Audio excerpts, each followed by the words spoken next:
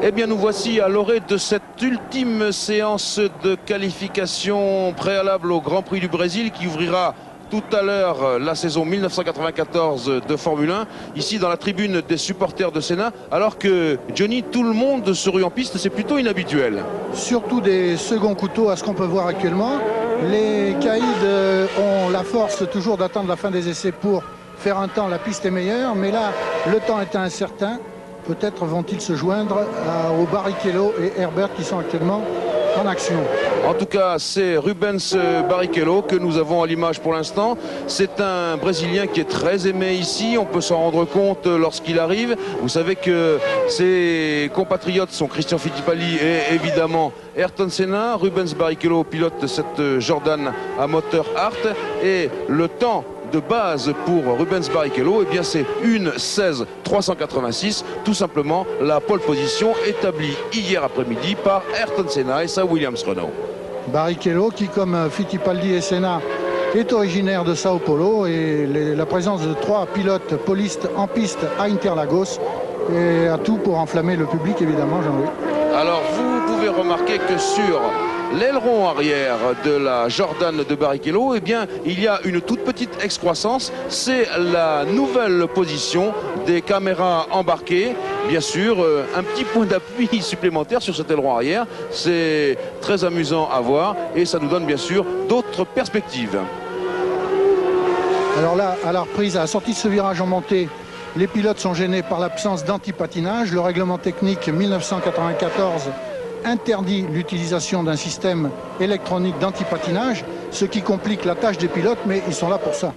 Et bien sûr, ce sera l'une des clés, bien entendu, du Grand Prix demain, cette absence de contrôle anti-patinage, alors que là, nous avons l'un des prétendants à la pole position, Michael Schumacher, qui était hier en 2e position derrière Ayrton Senna avec sa Benetton Ford, Michael Schumacher.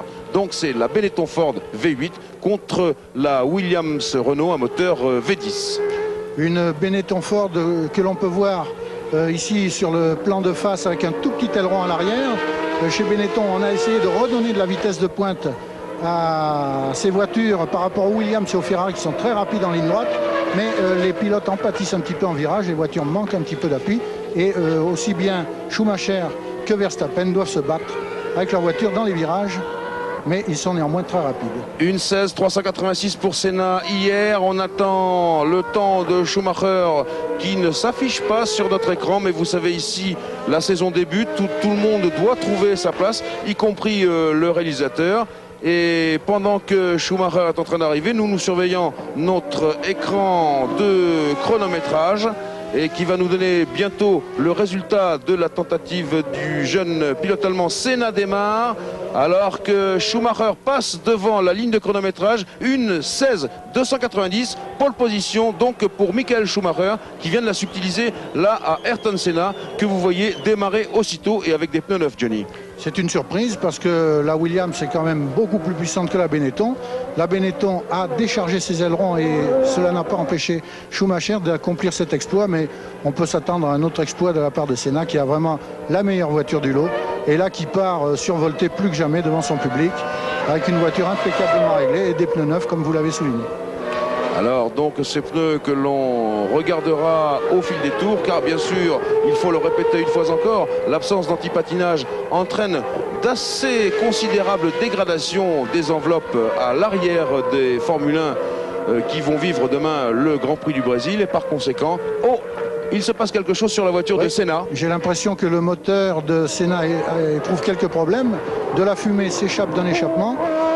Si vraiment le moteur est endommagé, jamais Senna ne pourra réussir un tour rapide en tirant à 14 500 tours minute, ce qui est à peu près le régime maxi du moteur Renault. Et ce serait alors un formidable rebondissement si Michael Schumacher s'emparait, ou venait plutôt de s'emparer de la pole position pour ce Grand Prix du Brésil. En tout cas, Senna n'a pas l'air de s'en faire là. Oui.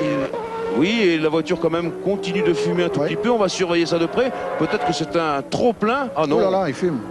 Il fume, il va peut-être s'arrêter.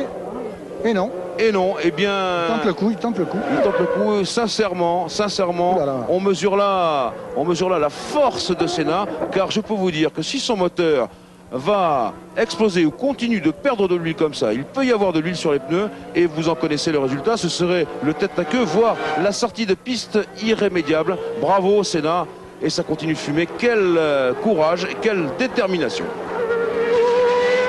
À moins qu'il ne s'agisse que d'un trop-plein et que le trop-plein d'huile soit évacué dans les virages.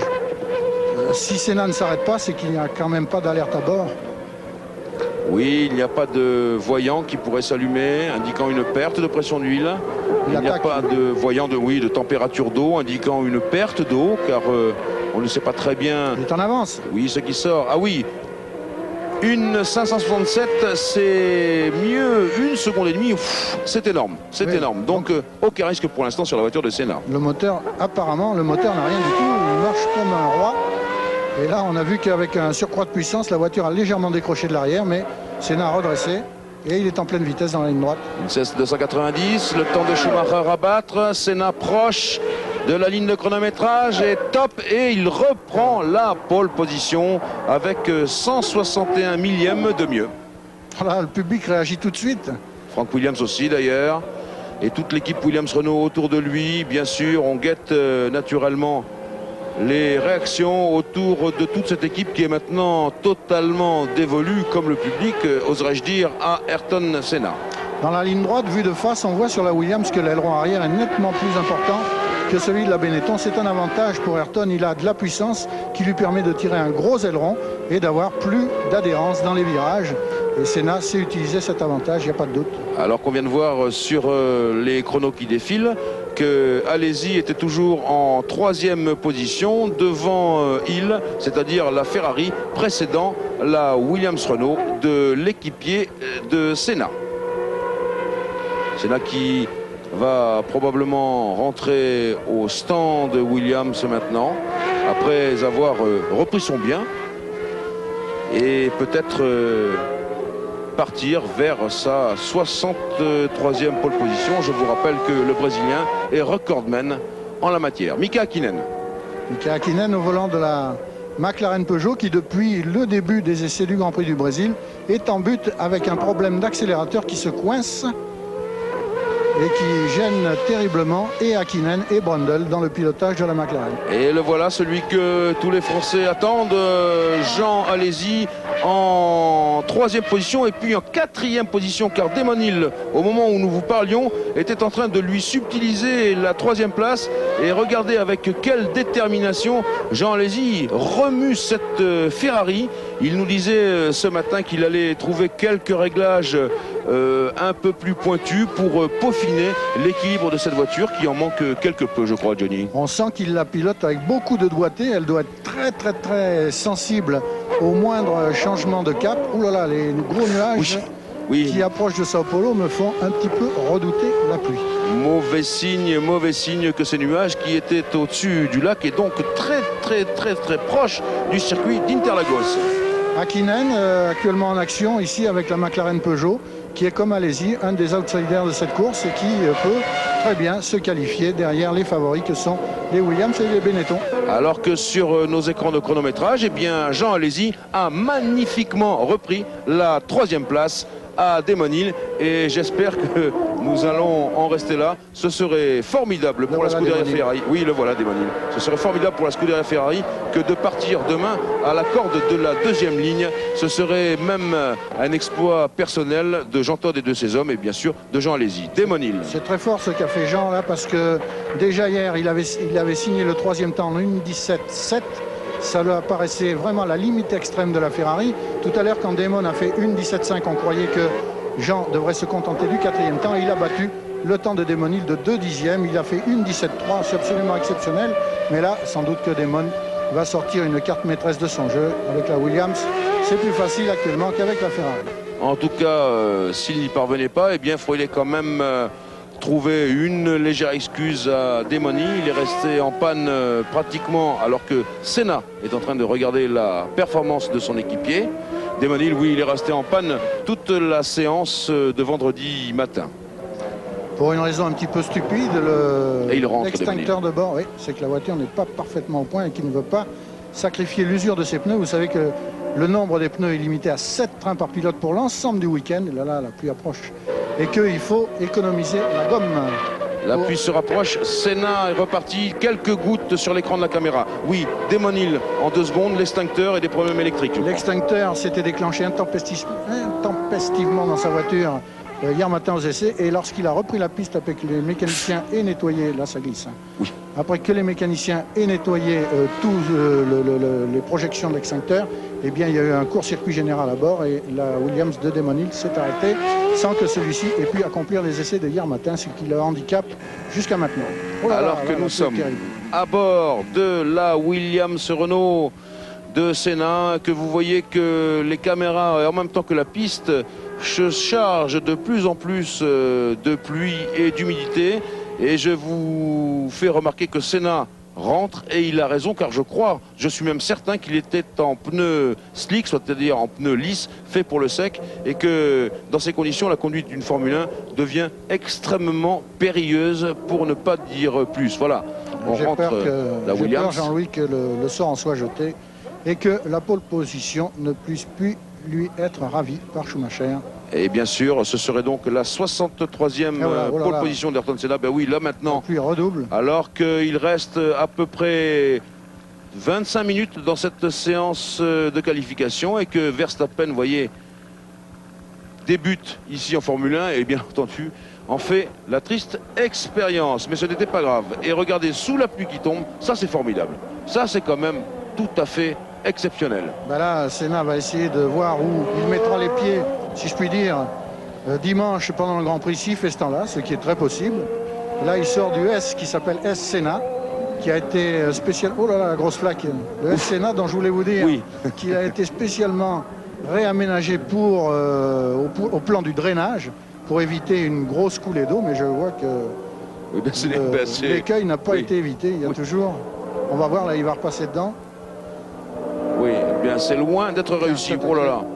On va dire Van Linger peut-être. Van Linger peut-être avec la Sauber à moteur Mercedes. Eh bien Damon Hill lui aussi part à l'entraînement dans ces conditions, on peut le dire, qui seront démentielles si le Grand Prix venait à se dérouler. On voit la différence entre les deux ailerons. Bien sûr. De la Benetton, très de fin. La Williams. Ah ben oui, mais quand on a un V10 avec des chevaux, Johnny, on peut traîner un plus gros aileron, on peut traîner même une pelle, alors que quand on a un V8 un peu plus modeste, eh bien ma foi, il faut se contenter d'une petite finesse. Oui, là, oui, c'est chaud quand même, hein, c'est chaud. Senna toujours dans l'exercice de ses fonctions de maître de la pluie, et qui, bien sûr, a pris la vraie mesure de ce circuit d'Interlagos dans des conditions qui risquent demain d'intervenir, c'est-à-dire un orage tropical. Et on pourra se rendre compte très probablement, voilà, Senna qui regarde les écrans de contrôle et qui regarde, ben oui, Schumacher. Très belle pirouette. Il y a de l'eau, hein, il y a beaucoup d'eau. Mais l'avantage, c'est que ça sèche vite. Drapeau à damier, Jean-Louis, c'est la fin des essais. La grille de départ de ce Grand Prix du Brésil, première ligne Senna et Schumacher, deuxième ligne Alesi et Hill, troisième ligne Frentzen et Morbidelli, quatrième ligne Van Linger et Hakkinen, cinquième ligne Verstappen et Katayama, sixième ligne Fittipaldi et Blundell, septième ligne Comas et puis Barrichello, huitième ligne Martini et Irvine, neuvième ligne Berger et Brundle, dixième ligne Panis et Bernard, onzième ligne Herbert et Alboreto, douzième ligne Beretta et Lamy, treizième ligne Gachot et Brabham, non qualifiés Ratzenberger et Belmondo.